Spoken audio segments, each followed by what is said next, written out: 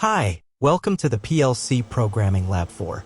In this lab, we'll demonstrate the operation of the machine making the cookie cutter, which requires specific actions from the operator for effective functioning. Here's a step-by-step guide.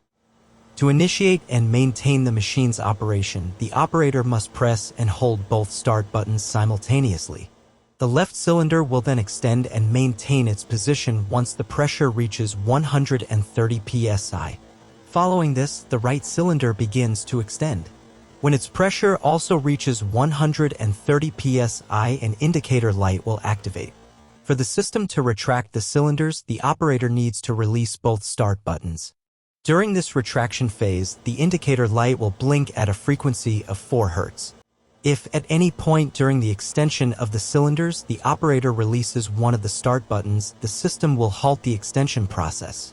In this scenario, the indicator light will blink at a slower rate of 2 Hz.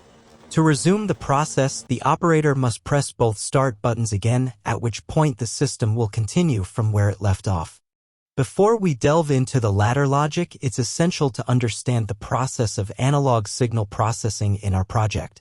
We're utilizing the Siemens PLC S7-1200 series for this project. As per the PLC S7-1200 Programmable Controller System Manual, this PLC's analog input can handle a voltage range of 0 to 10 volts, converting it into a decimal range of 0 to 27648. The maximum voltage it can accept is 11.851 volts, equivalent to a decimal value of 32,767. We are using the pressure sensor SBTD 25-20-3000H with a pressure detection range from 0 to 3000 psi. Its output varies from 4 mA representing 0 psi to 20 mA indicating 3000 psi. Since the sensor output is in current form, we need to convert it to voltage. For this, we're using a 510 ohm resistor in the lab. Let's break down the calculation. For milliamperes is equal to 2.04 volts. 20 milliamperes is equal to 10.2 volts. This calculation shows that the PLC will receive a voltage range of 2.04 to 10.2 volts. In the real world, variations in the accuracy of components like resistors and sensors are common. Our sensor exhibits a relatively low tolerance of plus or minus 0.5%, but the resistor's tolerance can reach up to 20%. To account for these variances, we'll use a multimeter to accurately measure the actual current flowing through and the resistance value. Once we have the precise resistor value and the sensor's current at 0 psi, we can proceed to calculate the sensor's current at its maximum psi of 3000. First, we determine the accuracy percentage by dividing the real current value by 4 milliamperes, which is the sensor's output at 0 psi. Next, we apply this percentage to extrapolate the sensor's current at 3000 psi.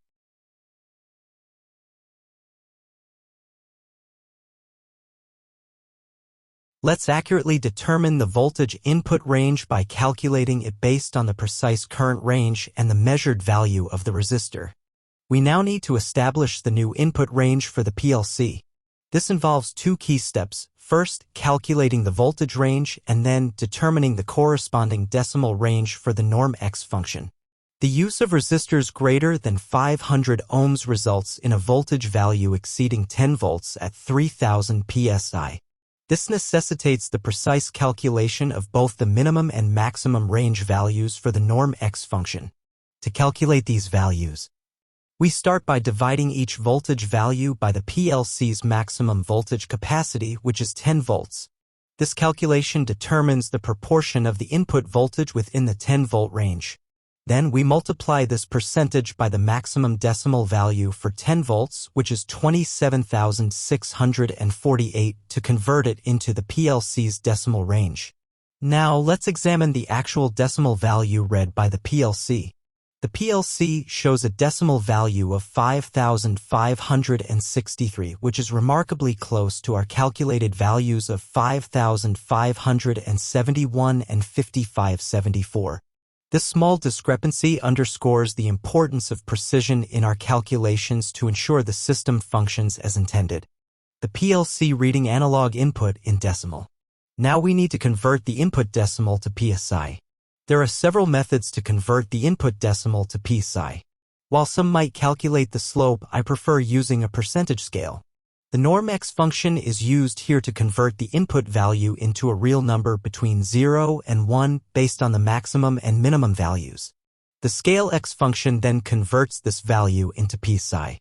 Essentially, normx calculates the percentage of a number within a specific range. Let's explore how normx and scalex functions operate. We utilize the sensor's calculated decimal input range along with the value read by the PLC to accurately determine the PSI. Siemens provides a formula for this calculation. For further details, you can find the link in the description below.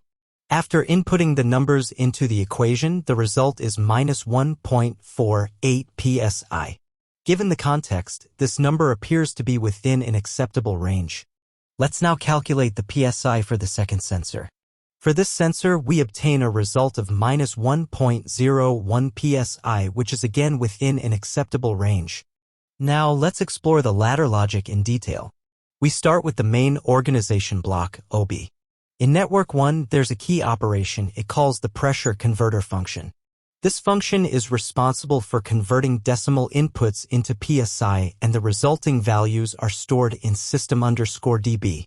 Within the pressure converter function, we apply the conversion process we previously discussed, transforming input decimals into their PSI equivalents. In network 2, we have the status controller function. Its primary task is to collect and analyze system signals to ascertain the system's current operational status. Once determined, this status is then stored in the system_db. Delving into the workings of the status controller function.